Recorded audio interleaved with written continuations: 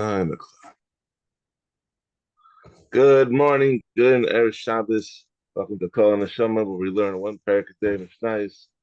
And today we are learning Perek Tes of Maseches Brachos. It is the last Perek Maseches Brachos, and today we finish the first Masechta of Shas, Mesh Shem.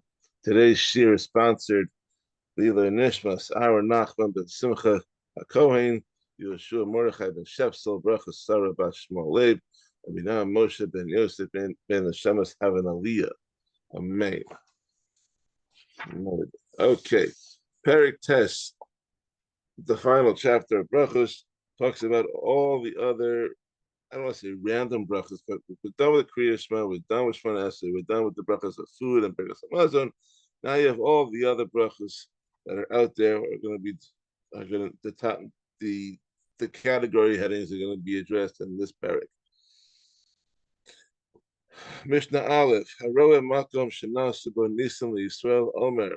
If someone sees a place where miracles were done for Klal Yisrael, he says the bracha Baruch Sha'as and Nisim LaVoseinu B'Makom Hazeh.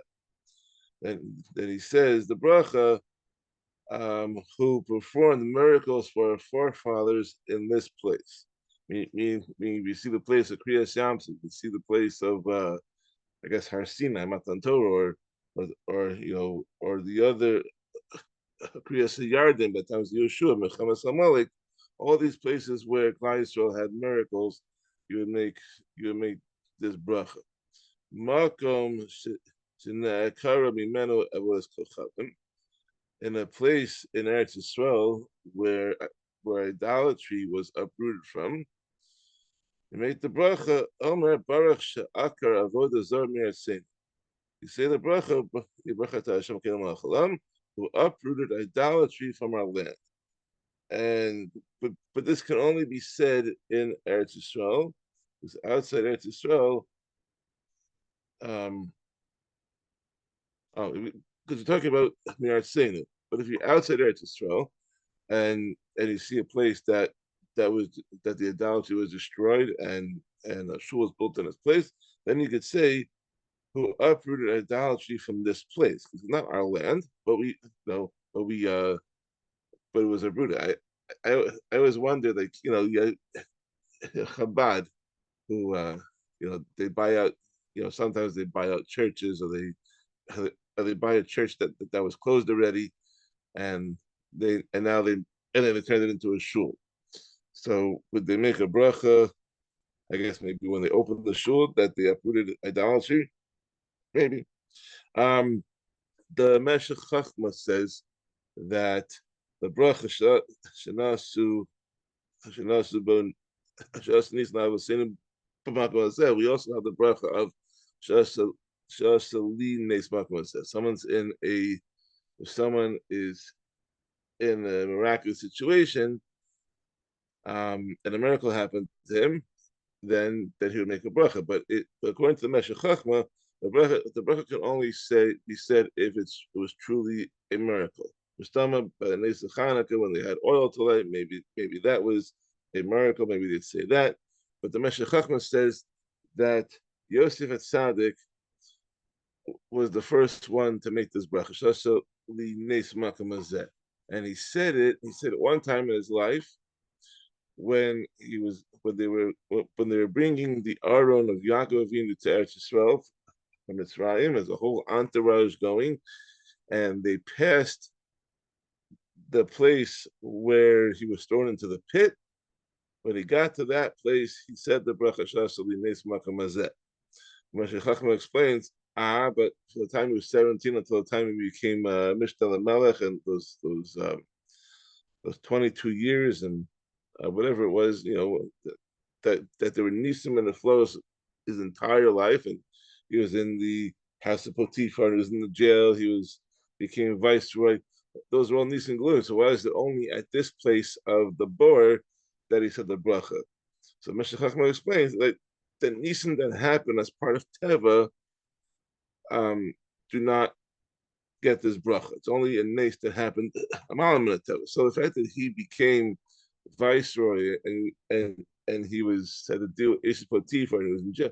Those things happened within Teva, and he had Siyata Dishmaya that that was a nice that he survived that, but that those things are part of Teva. But the pit, which was full of snakes and scorpions, and there was no natural way in the natural world for someone to survive in that environment, even for a couple of moments. The fact that he came out of there alive was a nice Because most people who fall into the pits of snakes and scorpions are not coming out alive. So therefore, that was the only time in his life that Yosef Tzaddik made the Brachos b'makom hazeh. And I think the Mashiach Chachma said that it was on the way up to bury the Aron.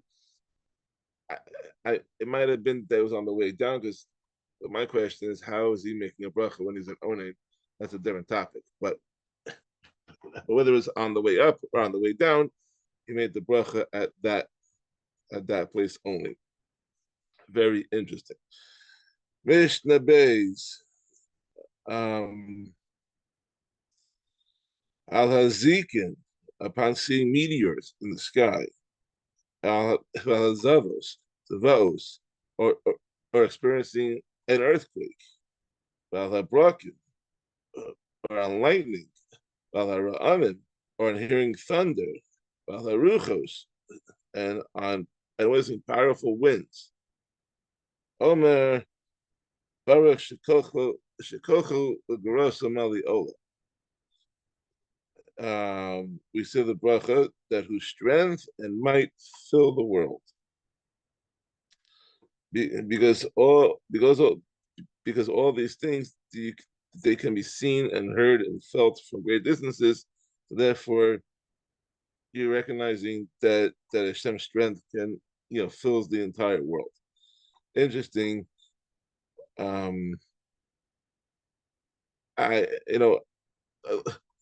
Let's finish the Mishnah first. Don't talk about okay. Al harim, al gvos, al yamim. Upon seeing mountains or hills or seas, like the seven seas of the oceans, well, on the haros and on the rivers, on the baros and on deserts.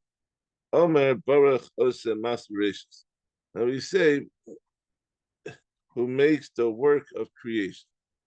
So, because these are stagnant, the mountain is not moving, and the hills are not moving, and the seas. Okay, the water moves, but the ocean is the ocean, and the sea is the sea, and that's not that's a continuous presence. And the midbar is also, it's a desert. When you get to the midbar, they make the bracha. So, but now I'm wondering, because the halacha, we make an osamas veracious on lightning, and we make a shikocho agrosa mali olam on thunder. I need to look it up. I really wonder why Chazal they switched the category for lightning. Lightning is not a everyday occurrence. Lightning is on occasion, as much as thunder is. Why was that switched to osamas veracious? I really wonder if we pascal the halacha, if the earthquakes we still make the brachas. I haven't heard. Baruch Hashem, I've never been through an earthquake. I don't want to be. I'm sorry. What's your question? I'm sorry, I didn't hear the question. I asked two questions. The Mishnah is saying that on lightning, you say the bracha shekocho agrosa mali olam, but according to halacha, we make the bracha osamas veracious on lightning. But it seems, according to the Mishnah, that the osamas veracious is on the natural things that are constantly present. You don't always go into a desert, but the desert's always there. You don't always climb up Mount Everest, but Mount Everest is always there. Okay? Whereas the first category of thunder and meteors and earthquakes, those are occasional occurrences that are not always there. So I was wondering why Chazal, when they said the halacha, that they moved the lightning from Shikocho Ugros Mali Olam into the Osam aspirations category. I don't know. That's You see Sarchi. the Bartanura says Ibai Mavarich Oisa Maisa Bereshis. Should call Elo Maisa Bereshis name. It sounds like you can on the first category you can do either one from the Bartanura. No? Am I Interesting. wrong? I hear. Okay. Ibai Mavarich Holoshina. I'm not sure. I'm just reading it now. I'm not.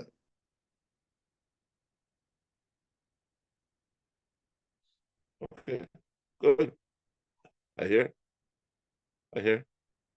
But then my next question was um, about earthquakes. Do we, do people still do people I never went through an earthquake. I don't know. Do people actually make this bracha when they have an earthquake? What about hurricanes and tornadoes? They make a shekachah. They make a shekachah gross mali olam on an earthquake or a tornado. I mean, sorry, on a hurricane. Hurricanes we have in my territory now. I don't I don't know. I never made a bracha on that. Maybe we do. Maybe I'm supposed to. I don't know. Is there a Maybe point where if you feel that you're in a hurricane?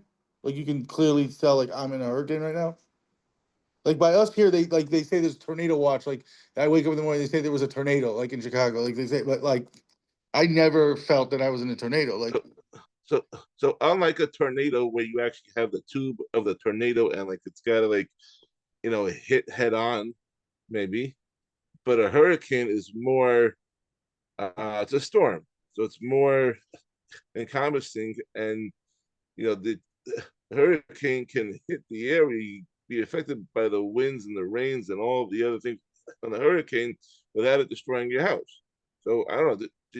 Does the person make a bracha on a hurricane only when there's damage done? In which case, you then probably make a dayan MS, maybe if you're speculate. But running for your life, you're not usually making a bracha. in the Basuras Ra, he finds out that there was Basura Ra, there was a dayan MS. But maybe make a shulchan. I don't know. This is not halacha shit. This is a Mishnayos shit. So we have to look that up afterwards. Um, okay, continuing with Mishnah Beis in the middle. Rabbi Huda Omer. Rabbi Huda says, "Haroa es hayam hagadol." Someone sees the great sea, which there's a machlokas with that's all of the seas. Like, is it only the Mediterranean or is it all the oceans? Omer Baruch Sha'asa Es Hayam Gadol. He says, blessed, Baruch Atah Hashem Ken Melech Olam, who made the great sea.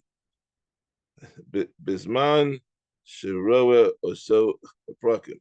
But one only says this bracha when he sees it in intervals of every 30 days. So if you live on the beach and you go to the beach every day, then you're not making this bracha. But if you're guys like in Chicago, guys in New York, wherever you are, and you don't see the ocean every day, so when you see the ocean once in 30 days, they make this bracha.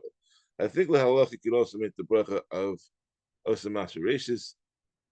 Personally, I've never said this bracha shasas yamadol. I always forget about that. I just say Osam Masharashis, but that might not be correct according to Allah. I need to look that up again. My apologies.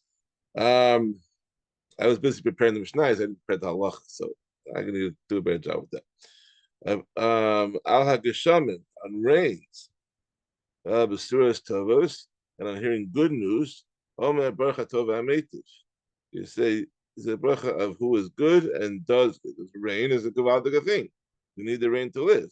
It might be inconvenient when we're trying to do things, but the bottom line is that rain helps things grow, and if it comes down as Gishmei Bracha, then you would make a etohamative. If if it's if it's if it's damaging rains, then Mistama you wouldn't make that. But if it's Gishmei Bracha and it's going to water the crops and fill the reservoirs, they make a tohamative. Well, Shmulos Rosh Omer Barf Dain Emes. So here's bad news, which in this world we consider bad. You say, but you know, blessed is the true judge, because only Hashem knows what's really bad or not. Um, it says that the lesser lovo, we're not going to make the bracha dynamis because there's not going to be any bad things happening, but it's going to be good. So you make a bracha tova metiv. Going on to Mishnah Gimel. Bana bayis chadash. Someone built a new house. The kana ken chadashim, or he bought new things. Amar or shechianu. Say shechianu kiyamanu higyanu. Osman is that who has kept us alive and sustained us and has brought us to this season. Now we're also talking about the halacha. I think that the item has to have some cheshivas to it. So if you're starting going to the store and buying a pair of socks for like $4, you're still not making a shechiah. You bought a new chashuva suit. Beyond if you had a chashuva beged, you would make a shechiah on that if it's chash. Mevarich al hara me'in hatova v'hatova me'in hara. So now we're going to talk about the bracha for good news and for bad news. So if the person says the bracha on bad news, even upon hearing bad news in which there's some good news, right? So let's say, for example, someone's field was flooded and the crops were destroyed, and he makes a bracha dynamis, even though the water is going to improve the field for future planting, and that's a good thing, but right now it's bad, and therefore he's going to make a dynamis. Like a forest fire. Forest fires are very bad because they just destroy all the wildlife. But the long term effect is that now new forests will grow in its place. That's a good thing. But at this very moment is something bad, something damaging. So you make a bracha on dynamics. And the flip side is that someone says the bracha to the native is something good, even if something bad happened. So for example, like if someone finds a treasure, so wins the lottery, okay?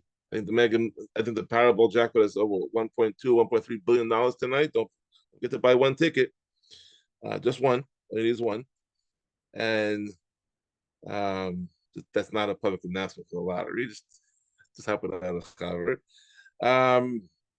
So if you won the lottery, in case you make a tova metiv, now you're gonna be hit with all the taxes for half the winnings, and life is gonna get a lot more difficult because now you have a million new friends who want a piece of the pie. So that's a little bit challenge. That's some bad news over there, but the Maisa, you make a tova metiv.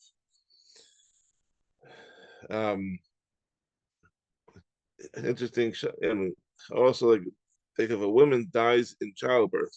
So when a woman gives birth to a boy, you make a tova metiv. When she gives birth to a girl, they make a shechianu. So now, if a woman dies in childbirth, so the stoma he would say a dina emes on his wife passing away and a tova metiv on the boy that was born, even though he was born and she was nipped at the same time. Interesting shot is that we should never have to know from a personal experience. So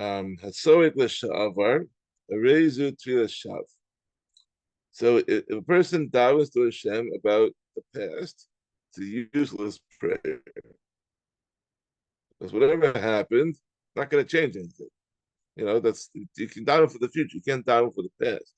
Okay, so how so? What does this mean? If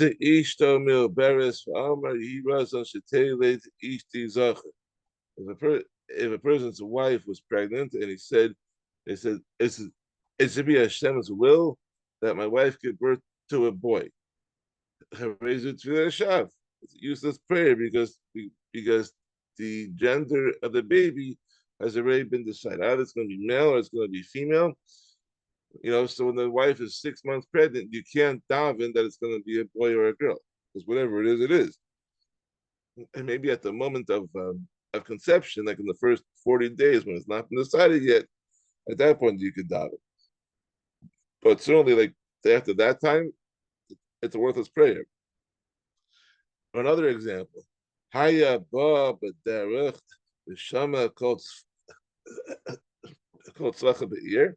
If someone is traveling on the road and he heard the sound of people screaming in the city due to some misfortune. So this is the days before WhatsApp and before social media, because nowadays you hear these things instantly. But back in the day when you had no social media, you had no WhatsApp, you had no way of communication. You're coming on the road and you get to the gates of the city and you hear crying and screaming and wailing. There's something major going on in the town. So so so if he said, that may that may be Hashem's will that this not that these people screaming are not members of my house. I mean that shouldn't have happened to my house. I raise it to a shav. That's a useless prayer because they might be from his house, and therefore his prayer is not going to be changed. It's a silly prayer. Better off that when the guy's leaving for his trip, you should down to Hashem that Hashem protect his family and not have any mishaps. But to scream about it when it's actually happening, when it might have been his house, is it's a tefillah shav. Hanichnas lekrach, Mishnah Dalid. Hanichnas lekrach, person who's traveling and he enters a city along his route. It's Palestine. You should say two tefillahs. Achas b'knisasov, achas b'yitziasov. One when he enters the city, and one when he leaves the city. At both times, it's appropriate to ask Hashem for his protection. But there's a machlokas. Ben Omer. Ben says, Arba, no, this you say four tefillahs. Shtayim b'knisasov, v'shtayim b'yitziasov. Two when he goes in, and two when he goes out.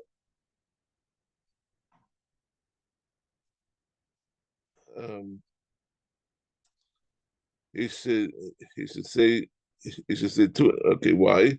So 1 second. Okay, so the first part of the Mishnah, when he's about to enter the city, he should say that you read some of that you bring me into the city safely. And when he's about to leave, he should say the same thing, but like you wrote some that you bring me out of the city safely. The same way they came in safely when they go out safely. This time you can say that if a business, let me go into a deal. Hashem, please help me go into a business deal. B'shalom, come out b'shalom, and not everything bad happen to him. But Ben Azar is adding on that in addition to those two tefillahs that we mentioned above, that on the way into the city, he should say Tefillas HaDerech, and on the way out,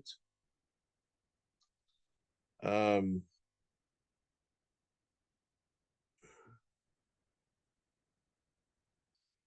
second. And on the way out, you should.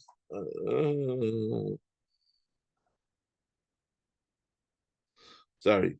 So Tefillas HaDerech when he goes in, and then the following tefillah he should say when he goes out. He says, "I thank you, Hashem, for having brought me out of the city safely, and just as you brought me out toward peace, so you should lead me toward peace, uphold me toward peace, and guide my footsteps toward peace, and may you rescue me from the hand of every foe and ambush along the way." So that's not exactly like Tefillas HaDerech, and it's all from the Gemara, which I brought down in English. But it's similar to Tefillas HaDerech, but it's not exactly. This is more discussed the halacha in our Chaim Reish Lamed, Mishnah Berurah there. So don't want to look it up. Okay, so when Azai says Arba Shtaim if there's also Shtaim Tziyaso, two when he enters the city and two when he leaves, there's no saying Hoda the Sha'ava Ritzolik Telas Lavo, because each time a person davens, he should thank Hashem for what he has done for him in the past and cry out for Hashem's help in the future. Because no matter what happened in the past, it was for his good. So you thank him, and you could change things for the future with his help. Mishnah Hey, the last Mishnah of the Seches Brachos. We're talking about something that happens when something bad happens. Chayev Adam levarich al hara, Hashem shemevarich al tova. Person has to bless Hashem in the same manner for the bad, in the same manner that he recites the blessing over the good. Meaning that he should say a daina emes for misfortune with the same simcha and joy as he makes the bracha of a tova meitu if something good happens. Now, that's a very hard thing to understand. Okay, we're saying a daina emes if someone passes away or there's a disaster, but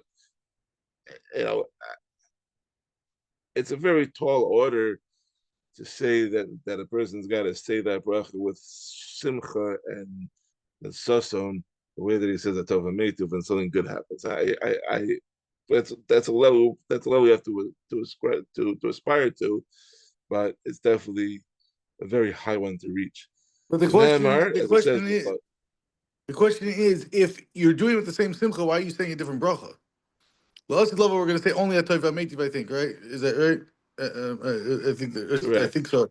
I have that in my head. But so I'm saying if it's the same simcha, the whole reason we say dayan emes is because we're not on the level, right? So why are you saying it with the same simcha? Just say the same bracha at that point. That would be a higher level. That would be even higher level. I mean, for someone to say a tova meitu when his house gets destroyed by a tornado, or when hello Aleinu, like the families in by the Simchas Torah massacre, where families were wiped out, and there was one survivor from the family, right? So for him to say, him to say dayan emes the simcha, that's one level. Okay, that's a very high level. But to him to say a tova meitu over his wife and kids and his house being destroyed, I mean that's a bonkers level, which I can't even comprehend. I don't know. I hear you. If you can get to that level, it just makes your kasha stronger, basically. If you can get to that level, you're on a very high level. Either that or you're on drugs. Right, or something like that. Either way, that's a very, very high level, spiritual, physical, whatever. But yeah, I hear the question. It's a good answer. It's definitely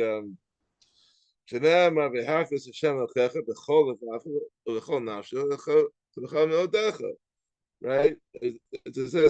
It says we say every day in Shema, you shall love Hashem, your God, with all your heart, with all your soul, and with all your resources. So you gotta do. And Mishnah continues, Bechol Levavecha. Why does it say Bechol Levavecha with two bases instead of Bechol Levavecha with one? B'shnei Yitzirecha, because you have two inclinations, the Yetzer Tov over Yetzer, the good inclination, and you have the evil inclination. I know it's not discussed, but Rabbi Akiva, when his neshama went out be'echad on Yom Kippur, she was being burned at the stake. Did he say a dayan emes? Did he say a tova meitu? Did his talmidim say a tova meitu? Did his talmidim say a dayan emes? I don't know. Maybe they did. I don't know. Don't know. Uvechol nafshecha. Continuing with the hey. Uvechol nafshecha. Afilu who no tell if nafshecha. That the phrase "v'chol nafshecha" through all your soul means that even you should love your God, even if He takes your soul. So v'chol modecha means that with all your money, when Hashem takes back all the money, you should still love Him because everything's a gift. The nefesh is a gift, the money is a gift, everything is a gift. Davar acher, b'chol meodecha, Um, Another explanation that the phrase "b'chol with all your resources, b'chol mida v'mida shehumode lach havimoda lo ba'omaod, that with every for each and every measure that Hashem measures out for you, as me does a measure. For everything that He measures out for you, that is whether Hashem does good for you or bad for you, have a model love you should thank Him very much, because this means that a person must thank Hashem for the bad as much as he thanks Him for the good. So if He gives you a successful day in the office and you made tons of money today, you should be jumping with joy and thanking Hashem for everything they did. And if Khalila, it was a horrible day and things went bad and now you lost a ton of money, you should also be jumping with joy the same way you jumped with joy the first time. I mean, I think that when, especially during Ella, when you think about this, we know that everything that um, every everything that seems to be bad that happens to us really is coming for a kapara. Because all the kaparas that happen in this world come off our cheshbon for the next world. So if a person has any discomfort or any pitch from Hashem, right? Really, I have to internalize that and say Hashem is sending me this difficult situation, whatever it is, whether it's physical or it's mental or it's financial or it's whatever's going on, and it's sending me the tzara as a kapara and as a tikkun for something that needs to be fixed up, and it's coming off my debt that's going to be paid up at the end of at the end of life. And it's better to have the debt paid up down here than it is to pay it upstairs. So really, we should be jumping with joy anytime something that seems to be bad is happening. But that's also very high level. Most people don't function like that. Someone passes away, it's a very tough situation to go into that spot. Food for thought. Now continuing with the Mishnah, we're talking about showing respect for the Beis Hamikdash. Lo yakil adam is rosho connected shaham Mizrach. Shehu mechuven connected Beis Kodesh HaKodesh. A person may not behave lightheadedly when standing in Yerushalayim facing the eastern gate of the Beis Hamikdash. Right? The eastern gate was the entrance way into the Beis Hamikdash because the Kachi Kachim was in the west. So when you were facing east, when you're facing from the outside, you were facing the eastern gate. Essentially, you're facing the direction of the Kachi Kachim because you go through the eastern gate and you can go straight into the Kachi Kachim. So therefore, you have to, when you're facing that direction, you need to be serious and you can't be joking around. Anyone who acts in an improper manner is considered as if even if he's way outside the Beis Hamikdash, it's considered as if he's acting that way in the Kachi Kachim itself, and that's a very big problem. Lo yikane sahara bias b'makalo v'nalo v'pundaso v'avak shal raglo.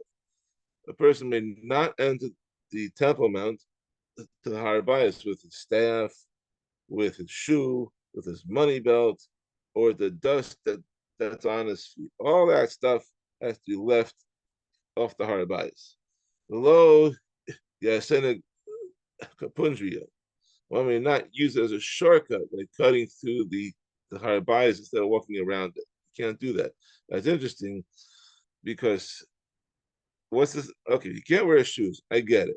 But you can't bring your staff, your money belt, or the dust that's on your feet.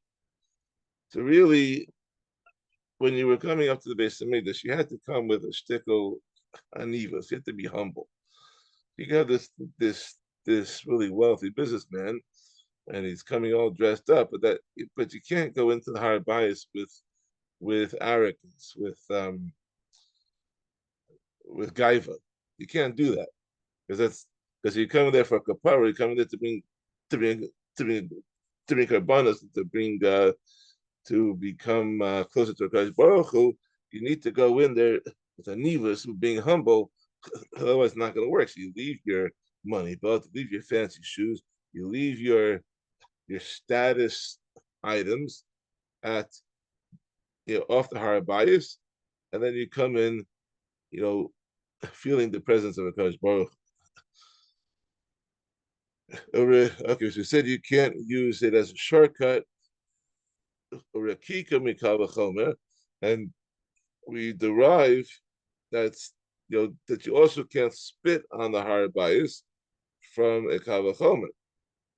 That if wearing shoes, which is not, which is disrespectful, if wearing shoes, which is not disrespectful, is usher because of the base of Mikdash, because of kedusha of the base of Mikdash, and certainly spitting, which is disrespectful, is certainly forbidden.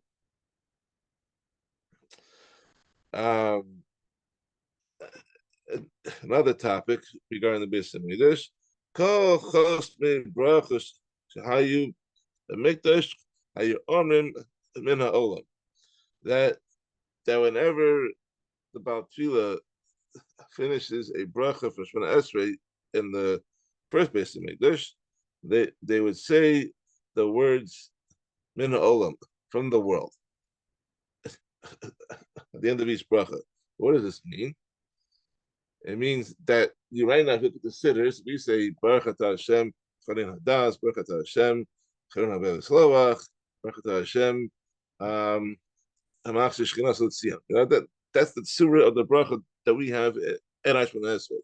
In the base of Mikdash, in the first base of Mikdash, they would say Ata Charin Hadas, Lemelas Pina Charin Michadeh Bin Amaskel, Baruch Hashem Elokei Yisrael Min Haolam Charin Hadas. Is a blessed is Hashem, the God of Israel from the world, who gave wisdom.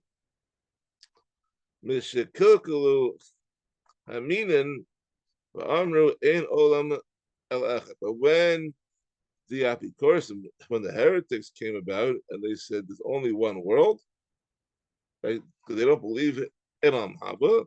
So Yiskinu, Yomer Min Ha'olam Yad Olam. So Chachamim in the second base of Mikdash, they changed it so people, so the Baal Tefillah say, Baruch Hashem, Elokei Yisrael, Min Ha'olam V'yad Ha'olam, Chorin Hadas. Added in two extra words. So that to say that from the world until the world, which emphasizes that there's two worlds, this world and the world to come, which is to counteract the Sadukim and the heretics. And then we finish up the Skinu Shi Adam Shoel Shalom Chaveru B'Shem, and they also established that a person may greet his fellow using the name Hashem, Shalom Aleichem, right? Because Shalom is Hashem's name, even though it's disrespectful to use Hashem's name to honor a human being, as it says by Boaz, Shenamar, Yine Boaz Bami Beis Lechem, Yomer Hakotzim, Hashem Imachem. That Boaz came from Bethlehem, Beis Lechem, and he said to his harvesters that Hashem is with you. They said to him, Yamrulo, Hashem. And they said to him that may Hashem bless you. Since Boaz used Hashem's name when he greeted his workers, we see that is permitted to do. So,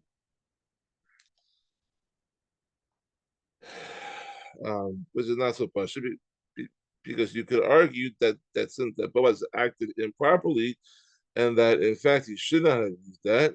Therefore, the Mishnah uses a different proof. It says, "Omer Hashem imcha gibor chayo," which is a pasuk from Shoftim, that the Malach appeared to Gidon and said to him that Hashem is with you, mighty man of valor. Since it came from a Malach, then that's really better than coming from Boaz. But even that's not a compelling proof because the angel might not have been greeting, because that might not be considered to be a greeting, but rather stating the fact that Hashem is with him and he didn't actually give him like a proper greeting. So therefore, the Mishnah continues and he says, "Omer al tavos ki zikna imecha." So it also says in Mishlei, "Do not shame her, although your mother might be old." So what does that mean? So this pasuk is interpreted to mean, "Do not shame the elders of your nation," meaning that we shouldn't shame Boaz, who is the Gadol Ador, a suggestion that he acted improperly by using the Shem Hashem, because he would not have done so if he didn't have a biblical source for his behavior. Because you don't question the Gadol Ador in such a way. So now return to Boaz. We're saying, "Omar Eis Lasos Hashem a favorite Torah Sefer." That also says in Tehillim, Ekuf Test, that it is a time to act for Hashem. They have nullified your law. You can do Harosh Shah. Harosh Shah, one-time thing is fine, but a